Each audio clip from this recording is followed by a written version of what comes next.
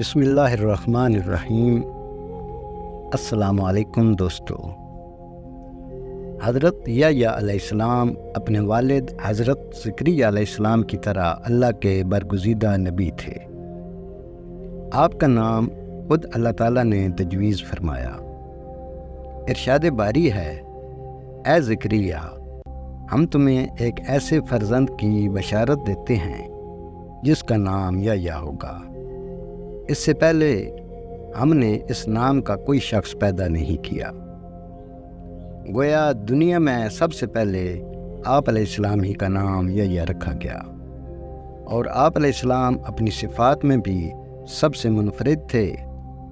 حضرت یحییٰ علیہ السلام اپنے والد حضرت زکریا علیہ السلام کی دعاؤں کا ثمرہ تھے، جنہیں اللہ نے بڑھاپے میں اولاد عطا فرمائی۔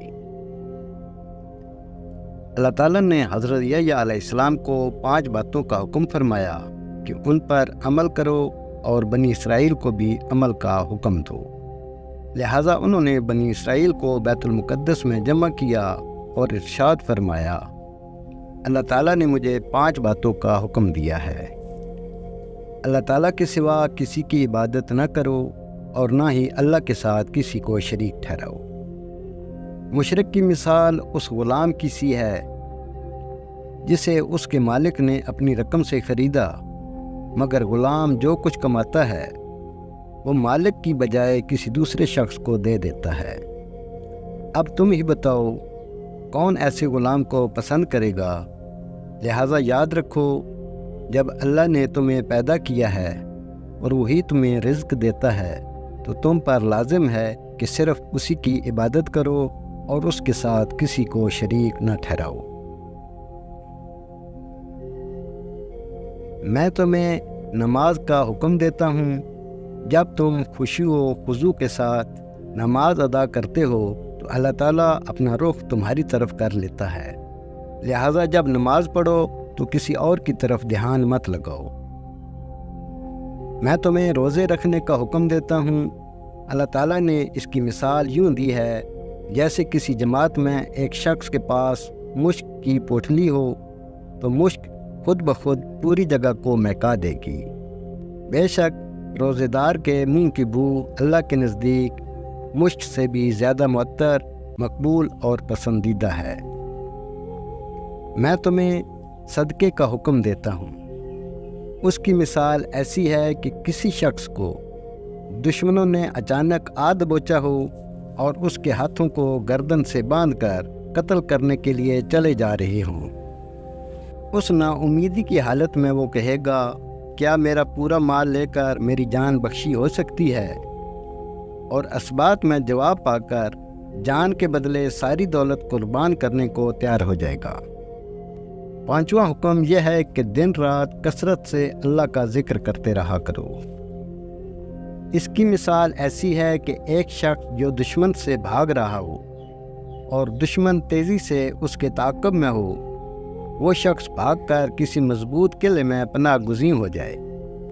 یہودیہ کا بادشاہ ہیرود ایک عیاش شخص تھا، جس کی وجہ سے پورے ملک میں فسق و فجور پھیل رہا تھا۔ اس نے اپنے حقیقی بھائی کی بیوی کو بغیر نکاح اپنے گھر میں رکھا ہوا تھا۔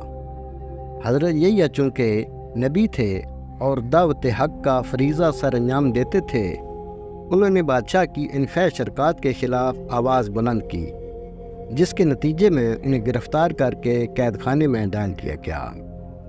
تاہم بادشاہ ان سے ڈرتا بھی تھا۔ وہ جانتا تھا کہ آپ اللہ کے نبی اور نیک و پارسا انسان ہیں، لیکن بادشاہ کی محبوبہ حضرت یحییٰ علیہ السلام کی تعلیمات کو اپنے اور اپنی جیسی دوسری بدکار عورتوں کے لیے بہت بڑا خطرہ سمجھتی تھی، چنانچہ وہ آپ کی جان کے درپے ہو گئی۔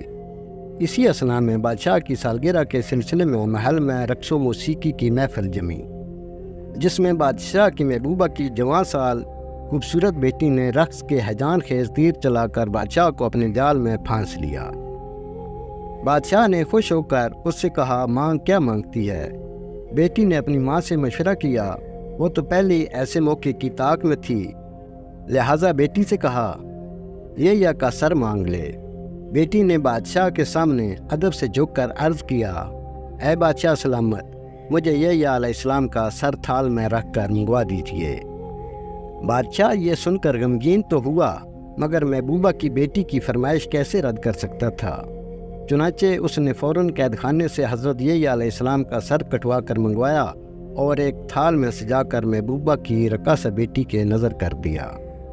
کہتے ہیں کہ دمشق کی جامع مسجد بنی امیہ کے حال میں آپ علیہ السلام کا سر مبارک دفن ہے۔ اموی خلیفہ ولید بن عبد الملک نے یہ مسجد تعمیر کروائی تھی۔ مورخین نے لکھا ہے کہ دوران تعمیر یہاں ایک غار دریافت ہوا۔ اطلاع ملنے پر خلیفہ خود غار میں داخل ہوا تو دیکھا کہ ایک صندوق میں انسانی سر رکھا ہوا ہے اور صندوق پر تحریر ہے، یہ حضرت علیہ السلام بن زکریا کا سر ہے۔